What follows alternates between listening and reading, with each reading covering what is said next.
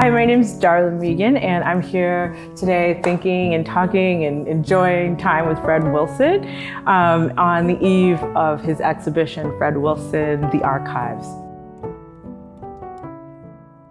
I'm looking now at some globes across the way on the counter here, and I'm thinking about Art World from 1994. Oh, 1994, yes. What I saw has a globe that has the continent of South America and the continent of Africa cut out. The title really is Art World 1994. At this point, I've sort of shifted it because it really was about that time and that the art world was only United States and Europe, and all these other places were just not there. My brain's just on fire right now because I'm thinking about the subtlety you use to understand the differences in situating history within these institutions, but at the same time, it's not the institutional critique of, let's say, throwing red paint on Teddy Roosevelt's statue. It's not the institutional critique of gluing your palm in the name of climate change, right? I just want to, in these works, I want people to sort of see these things as I see them and try to, without hitting people over the head, allow them to think and sort of say, well, what does that mean? Why is that there? What is that? And either make sense of it or not. This is untitled Zadib, Sokoto, Tokolar, Samorai, Veneto, Zanzibar, Dhaka, Macau. I've done a lot of works with a lot of globes, charting the slave trade. I mean, the history of Africans in the Middle East and in Turkey and the diaspora of this all the way to Macau. You know, it's just was fascinating to me. I do this research and generally the work comes and then I forget the research and the piece is itself. But this one has the titles in it, so I was particularly curious, and these tassels from the different locations. You know, this is such a good example of the way that you continue to be an educator, right? If you come across this title, it's not just untitled, it functions in this way that's like, here are some forgotten places or forgotten ports that continue to still organize what's valuable. Let's think about going places, perhaps. There's an image of, it was a candle holder of a Moori, a black figure from the Venetian history, and he is headless. And then next to it is this huge head. You know, all these figures from these places in different centuries, but this is like early century, and then it becomes part of what Venice is, so then it gets reproduced.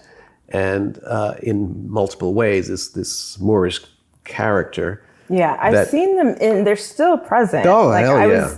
I went to Venice for the first time in 2019, and it was shocking to me, and it was just part of the foyer of the hotel, right? And so yes. You know, I just really want it to be, wanted people to understand or think about that perhaps the body is just stuck in Venice, but his brain, his mind, his future was going somewhere or was already elsewhere. I'm thinking of the work called What's Love Got to Do with It? It's a small work with something like a mammy, and then beneath it has like a kind of figurine white couple sort of like in a romantic hold, and then there's like this trunk.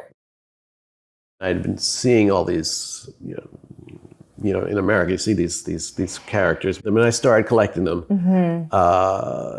and then making works with them. Essentially, I was just trying to manipulate them to sort of bring out some kind of the creepy realities of them in my way. I'm reminded of a passage in Toni Morrison's Playing in the Dark. So she's theorizing the exact same situation of the mammy who's always present but absolutely invisible.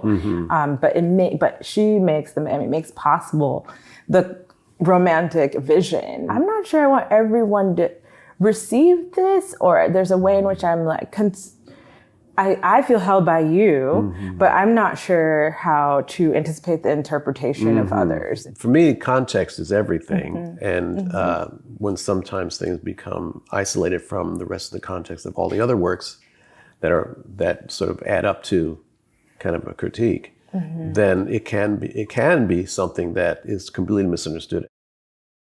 I wanted to talk about snuff.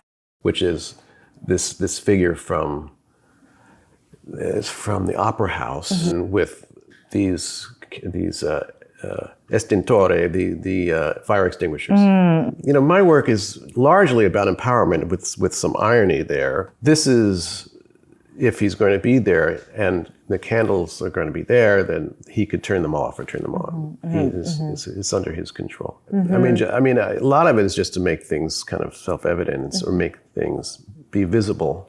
But it's not, right? Like Yeah. there is a kind of, if you see subservience over and over and over again, then you come to take it as natural. Of course, those people should be in jail. Of course, so I don't think it's a simple thing to point out that, hey, maybe it could be otherwise, or there's another way to think about this position as one that's not indicative of the position of every dark-skinned person you see, but maybe they're elegant. There's something elegant about the way you work too that's particularly interesting. You know, I think beauty is misused largely or misunderstood. Beauty can really cover over a host of sins, like makeup or whatever. You know, it's just, I mean, there's natural beauty. Okay, it's there. Everybody acknowledges it. But then when it gets fetishized and manipulated, it can control, it's meant to control how you think about something.